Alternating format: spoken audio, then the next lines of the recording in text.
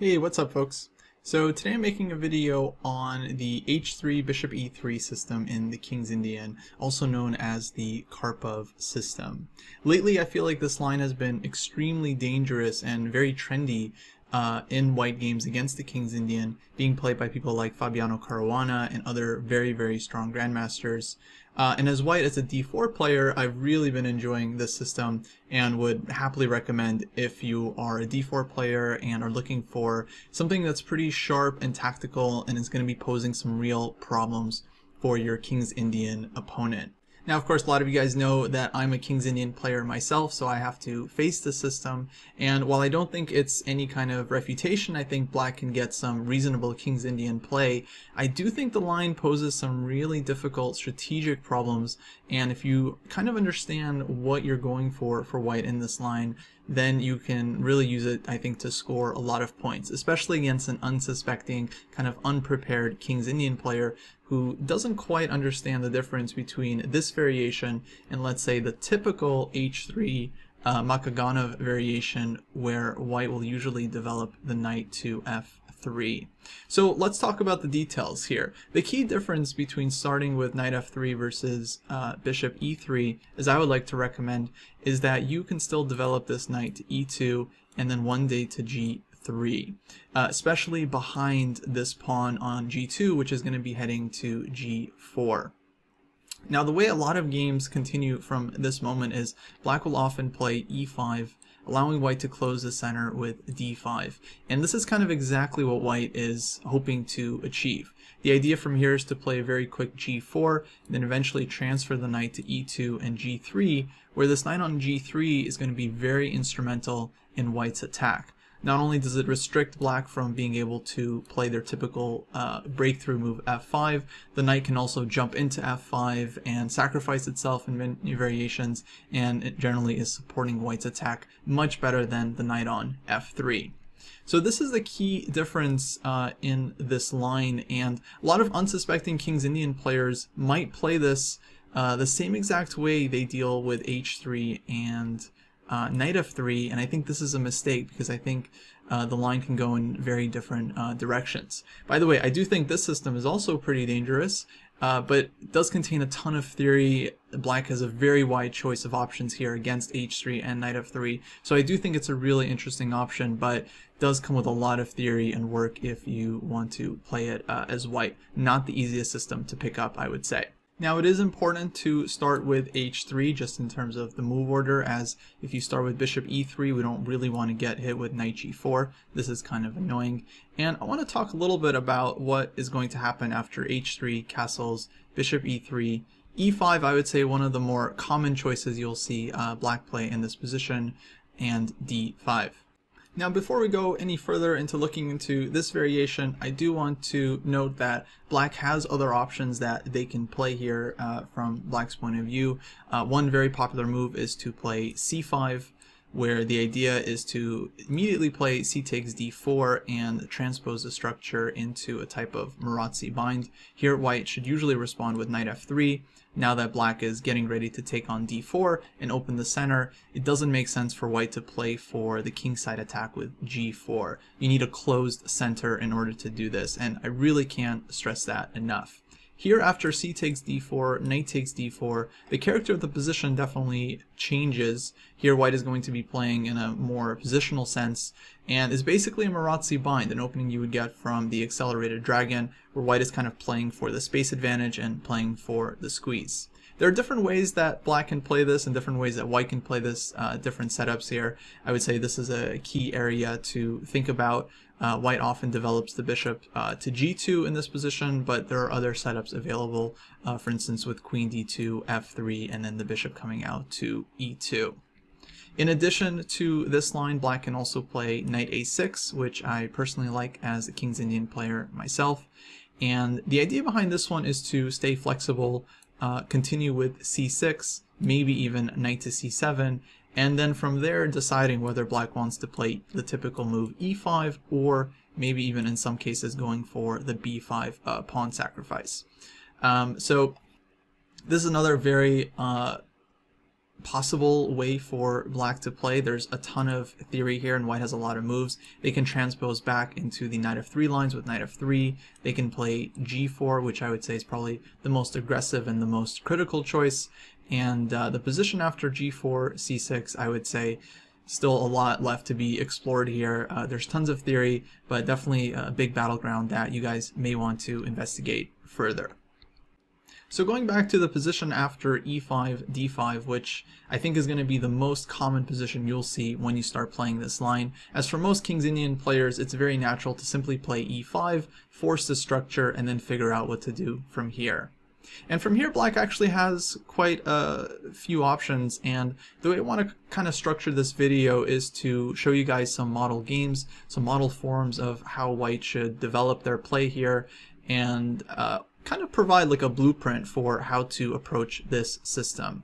The more advanced players can then check out the theory on their own and try to prep it a little bit deeper.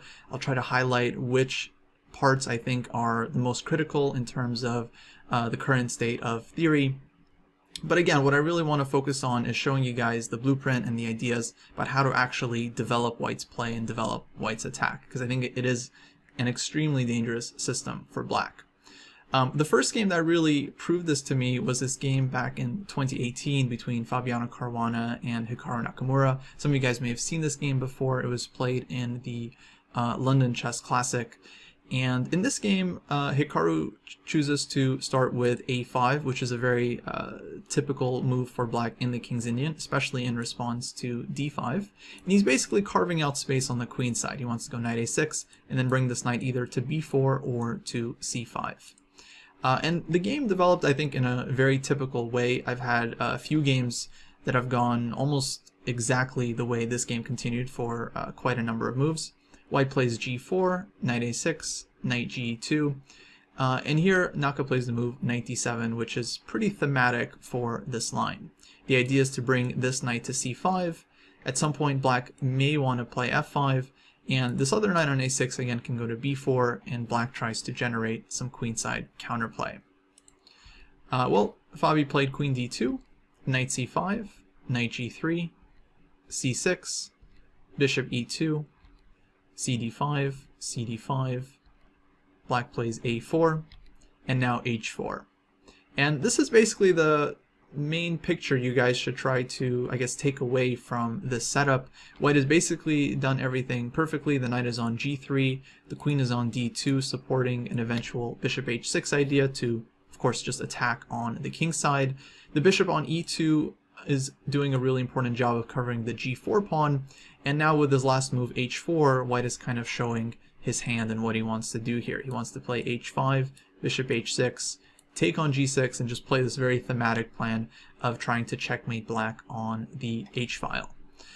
There are different ways that black can defend here, but essentially I would say this position is extremely dangerous, and if you feed it to your engine, it'll show you that white has a big advantage here that only grows as more and more natural moves are played.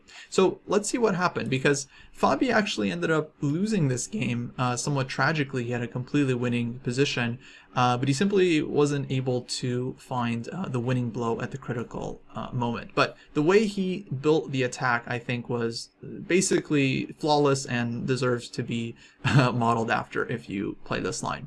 So h5, rook c8, he goes king f1, avoiding future tactics, either with some kind of knight d3 or queen a5. And essentially this king is going to be very safe either on f1 or g2. a3 is played, black tries to create some weaknesses. b3, white keeps the queen side completely closed. Queen a5, rook c1. And it feels like black has a lot of pressure here on the queen side, but it's kind of illusory in the sense that, well, there's no actual breakthrough and no way to generate enough threats in time. The knight on c3 is very secure, and basically everything is protected.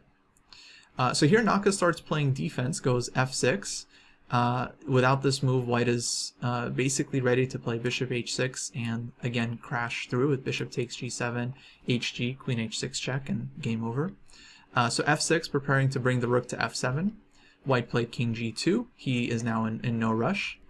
Knight b4, hg, hg, bishop h6, rook f7, and now rook h2. A very strong plan, one that I would recommend you guys play, doubling the rooks on the h-file and getting ready to look for checkmate. Here Naka decided to take on h6, queen takes h6, and play rook to g7, and it was a nice defensive idea because he's creating this pocket on f7 for his king to hide out in, but ultimately white should have been able to break through here. White played rook h1, rook f8, and this is the moment where Fabiano faltered. He plays this move queen c1, and after this move the position is already unclear. Black got counterplay with knight bd3, and Nakamura went on to win this game. So how was white supposed to break through here? Because if queen h8 check, king to f7, and there are no brilliancies with queen takes g7, there's no mate there, the king gets out. So the way white needed to break through was with this really nice move, g5. Now I'm not sure what the time situation was during the game. Time trouble, I'm guessing, was either happening or looming right around the corner, but basically the key idea behind this move, g5, is that it's opening up the bishop to use this h5 square. And this becomes relevant after we see the variation f takes g5, knight f5. This is kind of the key resource that white needs to win this game. Of course, mate in 1 is threatened, and if this knight is captured, for instance, g takes f5, then white wins on the spot with queen h8 check, king f7, and bishop h5, where next white is going to be taking one of black's rooks with check, and then probably the other rook, and again with check. At this point, there are other ways to win. I think Stockfish points out bishop h5 here is actually leading to mate in a couple of moves. But basically this was the key idea that white needed to find. If bishop takes f5, e takes f5, white is again breaking through with the threat of queen h8 check, followed by f takes g6, and all of white's pieces flooding into the position.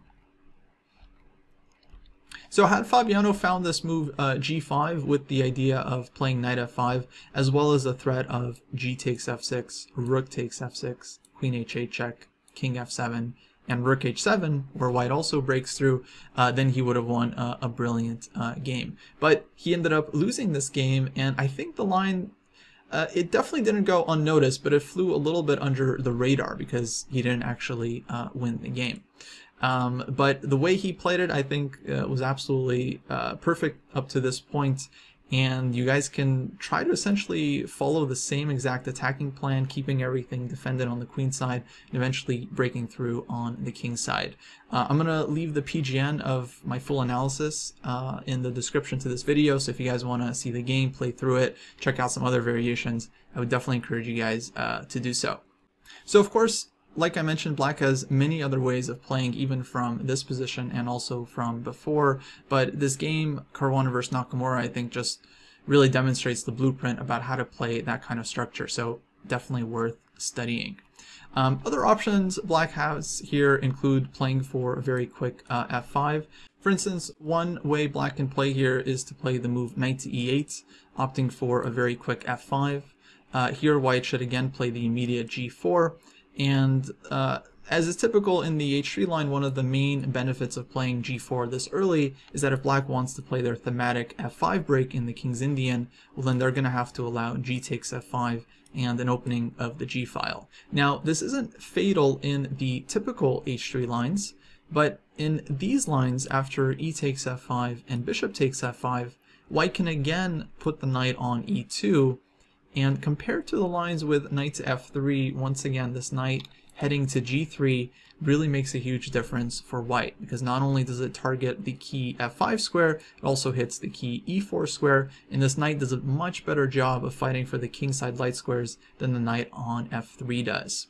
So this difference is, I think, very significant, and white has a pretty significant strategic advantage here after the follow-up of knight g3, so it's queen d2, castling queenside, going rook g1 or bishop e2, or even h4 and bishop h3, and basically fighting for the kingside light squares. I would say one of the key points in playing this line is that you're not just always playing for the attack, but you're also going to be looking for opportunities to get a strategic advantage on the light squares. We'll see that as a theme in an upcoming game I want to take a look at in this video, but yeah, I just want to pinpoint that right here. So here after future knight g3, I think white has a pretty significant edge. Now I would say maybe the main line in this position nowadays is probably the immediate move knight to a6, with the idea of bringing this knight to c5. And here the current battleground stands after g4, knight c5, hitting the e4 pawn. White would like to meet this move with knight to g3, but is not in time, so white has to play f3 here. Queen c2 is also possible in these positions, but I've found that generally white is going to want the queen on d2, so you don't necessarily want to commit to queen c2 right away. And here after f3, well, the plan is to try to build up the attack similar to what we just saw in the Fabi game, with queen to d2, the knight coming to g3, bishop to e2, and eventually playing h4, h5. But here, black can really slow white down quite a bit by keeping the knight on f6. So if you're a King's Indian player and you're feeling super scared and you don't know what to do against this line, I would encourage you to check out this variation. I think this is kind of the current area where a lot of King's Indian players are heading into and exploring these lines. From here, black has a couple moves they can play. They usually go for the plan of a5 and c6, which they can play in different move orders, followed by bishop d7 and rook to c8. But the key idea I want to highlight here is that after a5, let's say knight ge2, it's very important for black to play the move h5 here before white is in time to go knight to g3. Now there are different options. You can definitely play this position with c6. I would just say it looks very dangerous. And one game that I would encourage you guys to check out here took place after knight g3, cd5, cd5, a4, queen d2, bishop d7, h4, queen a5, h5. Very, very thematic for what we've seen, except the difference here is that black's line on f6 does a better job of defending the king side. Here black played b5, and in a couple of games, white played the following sacrifice, starting with h6. Already a controversial move because this signifies that white closes the h-file and doesn't play for the attack with h takes g6. But the idea after bishop h8 is to unleash this positional sacrifice with knight to f5. Now I haven't explored this one in too much detail. I just looked at the games that took place in this position, ran Stockfish 12 for a bit just to see what it thinks. It looks like a very, very promising line, definitely not an easy position to play. I don't think black can really accept the sacrifice with g takes f5, gf5. This is just way too dangerous. Instead, the critical line is to play bishop takes f5 here, and now after g takes f5, b4, and knight to d1, we have a really, really sharp position here, but one that might be quite promising for white. At least I'm very, very skeptical of black having a good position with this bishop kind of locked in on h8. So this position definitely deserves more consideration, but I just wanted to highlight it as I think this knight f5 sacrifice could be a really cool idea to explore. So in my opinion, I think black should really think about playing h5 earlier in these positions before the knight gets to g3. Now the idea, of course, is that on knight g3, black will play h4 and kick this knight away from its kind of nice attacking square. Instead, white should delay knight g3, but it's not so easy for white to get the kingside attack going, because if g takes h5, black just takes with the knight and does a really good job of controlling key squares on the kingside. But otherwise, it's not clear how white is supposed to break through. g5 is not really going to help. From here, I think white should play queen d2 and actually think about bringing this knight over to c1 and then exchanging black's knight on c5 with knight to d3. And right now, my feeling on these positions is that they're very, very unclear. I'm not sure if black is in huge strategic danger here, but it's definitely not the easiest position for black to play. So I would encourage you guys to study this one a little bit deeper if this is something you want to go into. Well, really from either side. Some training game experience can really go a long way. I should note that black also has an option here to start with c6, and then on queen d2, play cd5, cd5, bishop d7, knight g2, kind of developing the pieces here a little bit faster compared to the line with a5. Here black is not really fearing white playing b4 so much, and now playing h5 in this position, again before white has a chance to play knight g3. Once again, I think white should play knight c1 here, switch to a plan of trying to trade off black's knight with either knight b3 or knight d3, and basically playing for a small space advantage like white typically does in the King's Indian. This position, I would say, once again, pretty unclear, definitely deserves more exploration, but that's the current state of this line. So finally, I want to take a look at a game that was played in this system between two members of the dojo just the other day. Playing white in this game was Vishnu, friend of the dojo, and playing black was actually GM Jesse's student Eric, who's a young player and experienced King's Indian player, particularly good at endgames, and is a real fighter. In this game, I thought was actually very, very thematic for this line and showed a lot of interesting ideas. So I think it would be instructive to share with you guys.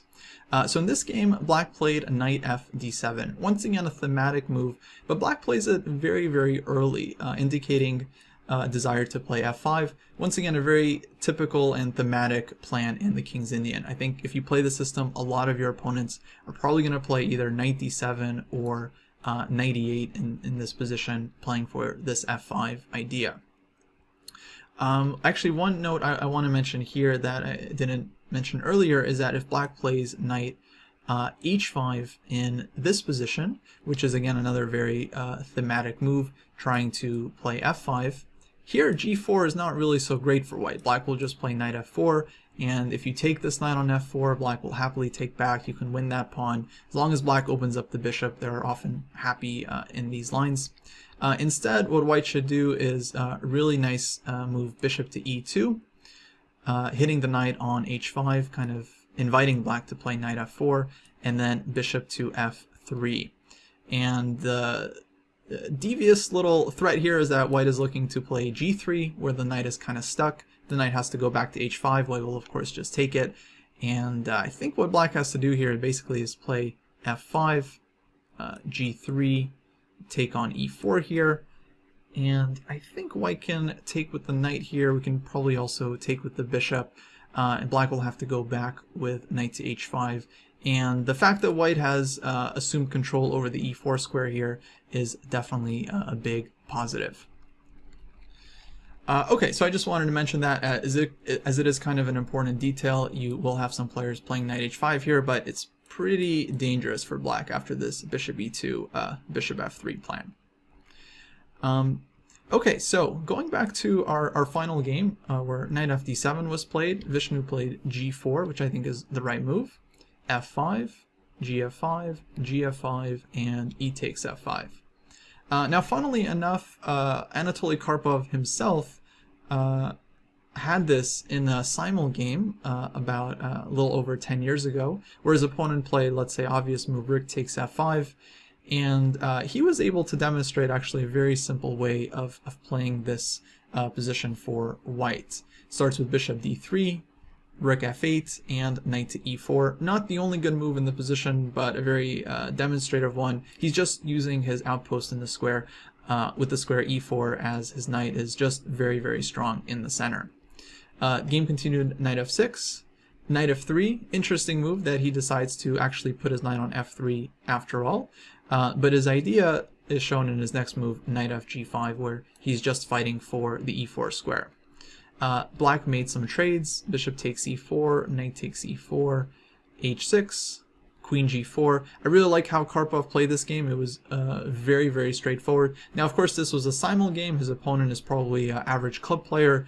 I'm sure it wasn't the toughest game, but I think it actually demonstrates how this can really turn out badly for black in a number of ways. Here, after the move queen to c8, Karpov happily allows the endgame, isn't so focused on the kingside attack, just goes for this endgame where white has a completely decisive advantage, where all of white's pieces are better. The second rook is coming to g1, and black's bishop on g7 is a real target here. White's knight on e4 is great, white's bishop on e3 is great, the c5 break is coming, and basically black is just completely lost. So this is a kind of a nice position to keep as a reference point. If you get any kind of endgame that looks like this, you're playing against this bad bishop on g7, you've traded off black's good light squared bishop, this is going to be a very, very nice endgame for white in most cases. In the game from the dojo, black actually plays a better move than Karpov's opponent, and plays the move knight to c5, hoping to take this pawn back with the bishop. Here white played the correct knight e2, of course. Bishop takes f5, knight to g3, and now black played a kind of natural move, bishop to g6. During the commentary, we were following this game live with Grandmaster Jesse Cry. We both felt that black needed to play the move knight bd7 here and just focusing on development. And yeah, I think that's correct. White does have a chance to grab the light square bishop, which is an important piece, but as we'll see, this is a better version of things that play out here compared to the game. Here, after rook takes f5, Vishnu mentions in his notes to the game he was going to play the move queen to c2. I think this is quite a decent move here in this position. Now white's strategy here is basically to fight for the light square, so it makes sense to put the queen on c2 versus d2. And from here, white is going to be castling queenside, playing bishop e2, rook g1. I think the position is still playable for black. It's by no means over, but white is going to have, I think, a pretty typical advantage for this line. In engine terms, it's going to be somewhere around +1, +1.2. I don't think it's that high from a human point of view, but I would say that white's position is pretty pleasant here.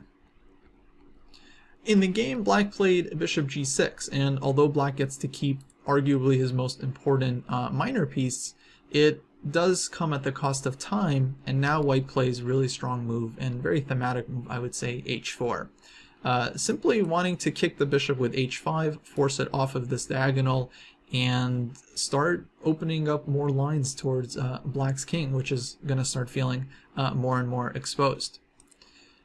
Black played the move h6. I think it's probably the best move given the circumstances, so that on h5 he can keep his bishop on this very important diagonal, and things aren't that easy here for white. I think the computer evaluation here can be quite misleading. It'll tell you something like +1.5, +2, +2.5, +3, but still, if you have this position in a practical game, there are going to be many ways that you go wrong. And as a word of encouragement out for all of you d4 players out there, I'm a d4 player myself and have been for many years, you are going to suffer losses against the King's Indian, even from very good and crushing positions. It's just the nature of the beast. We saw Caruana lose a position where if you fed it to the engine, at various points it was saying +2, +3, +10. When you play against a sharp opening like this, if you don't convert, then it ultimately doesn't matter. So of course your tactics and your calculation and your attacking skill, they're all going to be put to the test in order to actually win a position like this. That said, Vishnu doesn't play h5, which I think was a good idea. This h5 move is definitely not necessary here. There's a couple of things white could try in this position. I think my first instinct was queen g4, which is definitely a decent move. Rook g1 also looks quite good here. But the move that white played in the game was actually quite strong. Knight h5. Definitely wasn't the first move that crossed my mind. Mainly because it feels like, well, white is a little bit underdeveloped and we're kind of just playing with this one knight. We're not castled yet. But concretely, everything works out for white. White has everything under control. He's opened up the g file for rook to g1 ideas, and black is simply not in time to generate counterplay here against white's attack. White's last move also comes with the threat of playing knight takes g7, removing black's dark square bishop, which is kind of an important defender, and even thinking about playing the move b4, chasing black's knight away from the c5 square. I should note that any kind of immediate b4, for instance in this position, white will always have to account for the typical response e4, where the bishop opens up on the diagonal. I'm not sure if black is getting a ton of counterplay in this position or not, but one typical trick to be aware of is that if white plays bishop d4, trying to keep the diagonal under control, black will have knight d3 check, bishop takes d3, bishop takes d4. Pretty typical idea for this type of position, and of course black's dark sword bishop ends up a total monster, and we have a mess on our hands, so not what white would want at all. So knight h5 played, and after some thought, black decided to take on h5. Queen takes h5 and queen f6. I think this was probably the best, again, given the circumstances. So although black's position was very, very dangerous right off the bat, I do have to commend Eric with how he defended, because he really didn't make it easy for white. The game continued rook g1, implying a possible threat of rook to g6. Black played king to h7, and this was a pretty interesting moment here. During the game, we were thinking about what white should do here. In his notes, Vishnu points out that the engine shows knight e4, which is a very, very cute trick. I have to say, I hadn't seen this one before going through Vishnu's notes, so thank you for that. This was a new idea for me. Here the point is on knight takes e4, white follows up with bishop d3. Black has no decent way of defending the knight, and white is going to take over this key diagonal, and the light squared bishop is going to be an absolute beast. Rook g6 will come next, and white's attack is totally crushing. So this was a cool resource, but I have to say totally unnecessary. I would say the simplest choice for white here to get a decisive advantage would actually be the move bishop takes c5. And the point here is just to eliminate this knight on c5, take full control over the e4 square, and play against this bad bishop on g7.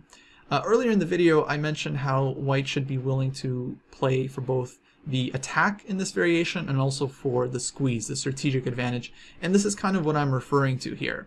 White doesn't exactly give up on the attack, but rather gives up an important bishop, gets the e4 square for the knight, very important to cover f2 and also blockade the e-pawn.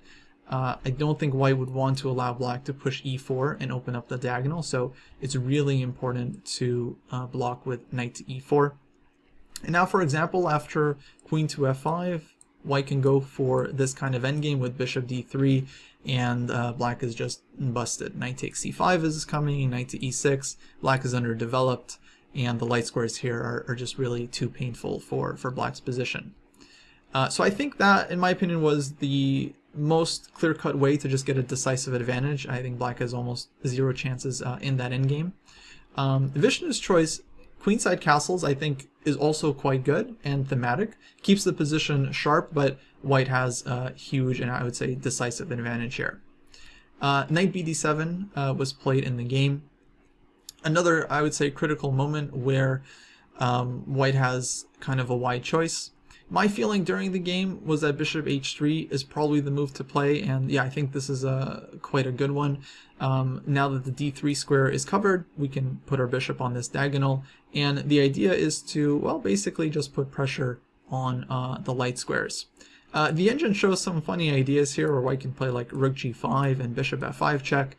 Well, that's definitely worth knowing about, but I think even if white plays simple chess here, like let's say king to b1, doubling on the g file, getting ready to meet a move like e4, for example, let's say king b1, rook e8, and bishop d4. Here I think white is very, very close to winning and just has a decisive edge. So in my opinion, I think this was kind of the easiest way for white to continue from here. Vishnu's choice was the move b4, which is a very, very sharp move. Objectively, this move is really strong and white is winning, but as soon as we saw it, we could tell with Jesse that this was the start of white going maybe slightly wrong. Because b4 obviously weakens white's king. It's a very concrete move, so it could just be winning material by force, but one wrong step could mean that black gets counterplay, black finds a perpetual, even maybe a decisive counterattack. White has to tread very, very carefully after a move like b4. So black responded with e4 here. I think this is absolutely correct. Probably the only move for black in the position. In case of a move like knight a6, white gets bishop d3 check, white gets knight e4, just everything is overwhelming. So e4. And here white again has a really wide choice. The immediate move to consider would be bishop to d4, where black's kind of typical trick, knight d3 check, doesn't work. Rook takes d3, covering the bishop and keeping the attack on black's queen. White wins material. But black does have a very annoying queen f4 check, getting the queen out of the way with tempo, and of course setting up possible bishop takes d4. And I think during the show we were looking at these lines here with king to b1, bishop takes d4, rook takes d4, and then fantastic move knight to e5, where black covers the g6 square and doesn't allow mate, and on b takes c5 plays queen takes f2 with an absolute mess. And this is exactly the kind of position that you don't want to have. When earlier you had such a clean attacking position, now all of a sudden you might be material up, but your opponent has counterplay. Even if the engine finds something here for white from a human point of view, all of a sudden it's become very, very difficult to win the game. You have to be super precise, basically as precise as Stockfish. So on queen f4 check, white should probably go bishop e3 and essentially force a repetition. Vishnu ended up playing rook to d4, which I think is a very decent move, one of the best moves in the position, but one that I think was probably, again, the simplest way for white to convert. I hope this is instructive for those watching, would be the move rook takes g7. Eliminating black's bishop with check, but the real point of this move is very concrete. White wants to go bishop to d4 with tempo, and then eventually pick up the knight on c5, gaining 2 pieces for the rook. So it's not exactly an exchange sacrifice, rook takes g7. It's actually just a concrete way of getting 2 pieces for the rook and a decisive material advantage. Here on queen takes g7, bishop to d4, black is no longer having this queen f4 check, and white is of course covering the knight on c3 with tempo. Black can play something like queen f7, but white can trade queens, take this knight, and this endgame is going to be pretty decisive with white having 2 minor pieces for the rook. If black takes with the king on g7, then white again goes bishop to d4, and the queen is pinned, so there's no queen f4 check, and once again, black is losing. So for me, I felt like this was actually a very natural way for white to just win the game, having played b4. Unfortunately, this was missed. But it did lead to some interesting lines later on, so maybe a blessing in disguise. Rook d4 was played. Black tried knight to d3 check. I think once again the only move from black's point of view. Bishop takes d3, e takes d3, knight e4. Great move, getting the knight in with tempo and setting up a possible knight to g5 check. Here black played queen to f5. I was actually happy to have found the way white should continue here. There's actually 2 wins for white in the position. Vishnu finds one, but then falters right at the, I would say, almost the last moment. The first way I think white could have won here was to play rook to g5. This would likely force queen to f7, and now a really cute move, rook to g6. Threatening knight g5, winning the queen, and on queen takes g6, white again has knight g5 check, followed by winning the queen on g6, so this is good for white. Rook g6 also comes with the threat of bishop takes h6, for example. Black has to play queen to f5, kind of only move. Now white plays knight g5 check. Keep in mind this rook is no longer blocked on g1, and after king h8, rook takes h6, for example, white just has a winning attack. There's many moves here, knight e6, for example. Rook g4 is also good, queen cannot take because of queen h7. And then after knight f6, rook to g1, black's king is just toast. So that was a very direct way of winning the game, but it does require white to have found this kind of fancy move, rook to g6. Vishnu chose rook takes g7 in this position, which I think was a very bold choice, and my feeling was that this should be good for white as well. King takes g7 was played, queen takes h6 check, king to g8. And I would say maybe this was the next kind of critical moment of the game. Here, black's king is clearly in huge danger, and white has huge attacking chances. Vishnu ends up going knight g5, which I would say is actually a very serious mistake. Probably white's first mistake of the game. Instead, better was the move knight to g3. And I would say this was quite findable. Here, white attacks black's queen with tempo and opens up the move rook to g4, which is very dangerous. The critical line, as we were analyzing during the show, is queen to h7 here, rook g4 check, king h8, bishop d4, knight e5. And from a distance, it kind of is not clear if white is actually breaking through. At least it doesn't look like there's an immediate win.